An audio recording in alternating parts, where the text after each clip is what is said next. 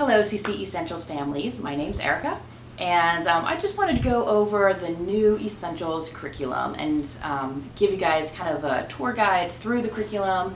So let's dig in. What is included in the new Essentials 5th edition curriculum?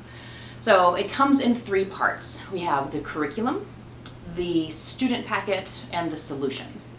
So let's look first at the curriculum. This is really the bulk of the guide. It's 330, 40 pages, somewhere right around there. So that's the majority of what you're going to find in the guide. We start with an introduction. So the first 30 or so pages is an introduction. It says the journey preparation. And this is really a great section for families and tutors to read prior to the start of the year, kind of to orient yourself, to get some ideas on how you might scale or tailor the information for the year. You have a first-year student, it can really be overwhelming, and so it gives you ideas on what you should focus on.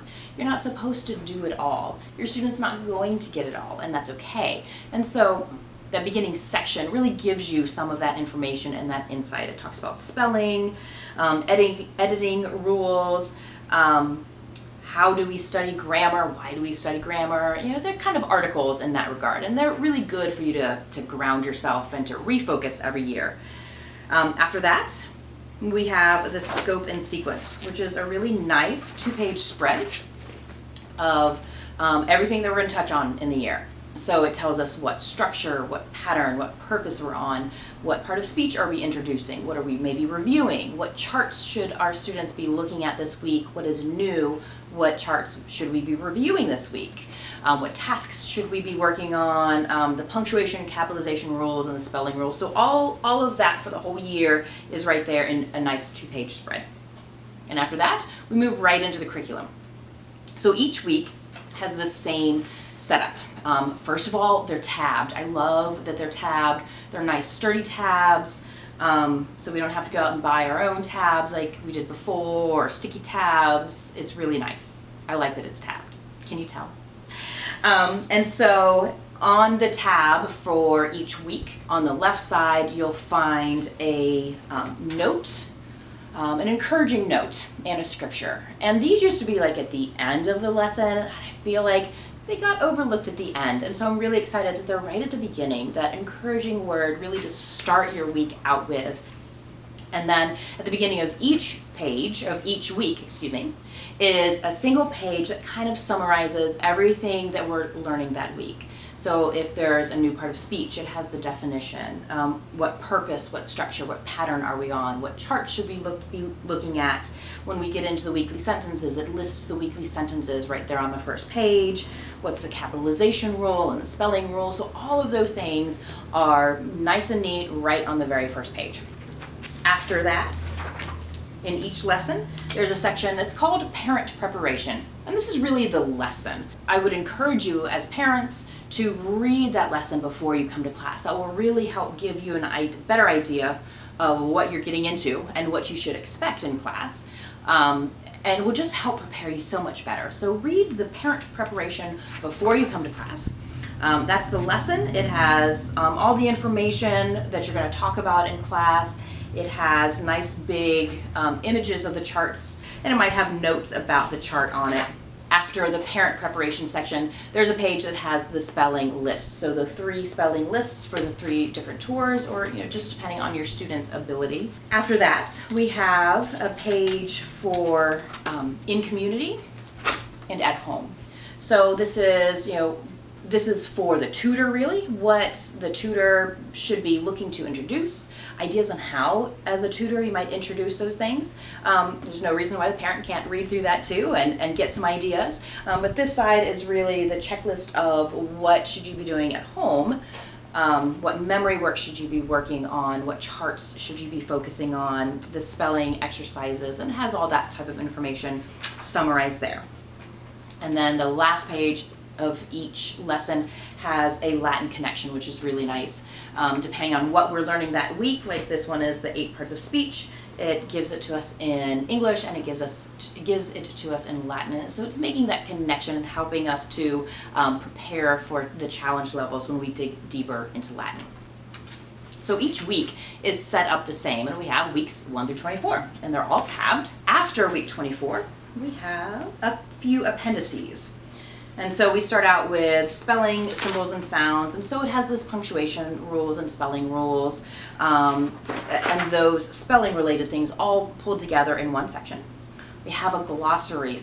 It's nice to have a place where you can look and see, well, what's the definition of a clause? And where do we introduce that? Because it has the page numbers there. So all the things that we introduce through the year. And so that's a really nice addition. I'm excited to have that in here. The next tab are our weekly sentences. So starting with week 3, we have sentences for the students to analyze and start working on that process of being dialectic. So the weekly sentences are all listed together there after that tab. And then the last section is tabbed Analytical Tasks. So we have a list of abbreviations, but really this section is taking us through those analytical tasks. What do we do with that sentence? How do we approach a sentence on the analytical task sheet? How do we analyze them? And this section used to be buried in week 3 of the old guide. They've pulled it out and it's its own section. And so it tells us how we walk through those steps. How do we determine the purpose and the pattern and the structure of a sentence? It shows us the diagramming confirmation. It has some different diagrams that we can look at to see how do we do compound subject, how do we do a compound verb, how do we do prepositional phrases, and some of those basics of diagramming are in there. Then it has an example of the analytical tasks, taking a compound sentence and taking it through the tasks. And then if you open it up here, it has task 6, the quid quo. And I know the quid quo is a different layout than it used to be, and there's been a lot of question about that. So I would check out this page that shows this spread, and hopefully this helps that make more sense to you. So instead of just having a section across from the pronouns, and I'm only going to fill out the pronoun section in this row like we used to, you're just going to determine, oh, this is a noun. So I'm going to look over at the nouns and I'm just going to answer the questions right underneath that. And this is a verb. So I'm going to remind myself of what are the attributes and what are the things I'm looking at when I'm talking about a verb. And I'm just going to fill out those qualities underneath that verb. I don't have to scoot down or move anywhere up or down. You're just going to list it directly underneath that word. So hopefully that makes sense. Maybe I'll do a video a little bit more detail on that, and hopefully this page will help you with that too. That is the main portion of the guide. Now, one of the big questions is always, how are you organizing your curriculum? And so I'm just going to jump into that really quickly. I've divided mine into 2 sections. So I have week 1 through 12, I have week 13 through 24. And there's not really a whole lot that I need to do beyond that. What I will do is I will put a copy of all the master charts in each half. That way I always have the master charts with me. And then I am going to remove the appendices here. So the glossary, the weekly sentences, and the analytical tasks. Those 3 sections I'm going to put in week 1 through 12 when we're in week 1 through 12. And then when we move to the second half of the year, I will pull those appendices out and I will put them in here. So that's really the only thing that I will transfer between them. That's how I'm going to organize my curriculum. A lot of people do it differently. Some people like to bind it. I like to be able to change it. I think I've changed my organizational style 4 times out of the past 5 years that I've done Essentials. So binding it is too done, and then I can't change it. That's not my style. I want to be able to move it. So using binders, 3-hole punch binders. I prefer these type that spin around. I like these types of binders. So that's my preference. I like to kind of pare it down to as little as I need. So 1-inch binder holds half of my year. And I think that works really well. At least it does for me. I've seen some people put the whole guide in one big binder and they pull out 1 week at a time to take to class. That's just too much manipulating for me. I'll forget something for sure. Some people do 6 weeks at a time. So there isn't a wrong answer. It's really what works best for you. And sometimes that takes a few years. It's taken me some time to decide, yeah, this is what's going to work for me. I like this setup. So everybody's different. That's the curriculum. What else comes in the guide? There are 2 other packets. And so we have the student packet and we have the solutions manual. In the student packet, let's see, get the right one here. In the student packet, we have the blank charts. And so these are the charts that are designed for your student to fill in. So you would put them in page protectors and your student would fill them in. I think this name student packet has given people kind of the wrong impression that it's something that you're just going to be able to hear. Give it to your student and it has worksheets or something in it, or that it's just like ready to go. Because I've seen a lot of people ask, well, what about my second student? Or what about next year? Will I be able to buy new student packets? And that's not really what the intention is. The idea is that these are the things that you would copy for your student, and you would create whatever kind of binder or whatever place for your student to study their charts and do their editing exercises, all of those types of things. You decide how you want to organize that. These are just the components that you're going to copy or print for them. So hopefully that clarifies that. This just holds the documents. And so the student portion has the blank documents for your students, the blank charts, excuse me. And then after that, it has the editing exercises. These are set up so that on one side is a version that has spelling mistakes and capitalization missed and punctuation missing. And so your student would fold this over so they can't see the answer, and they would edit. You might have them do, because these are scriptures, you might do 2 verses a day, depending on how many verses are on there.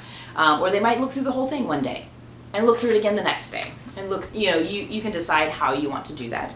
But the answers then are here where they can open it up and look at it.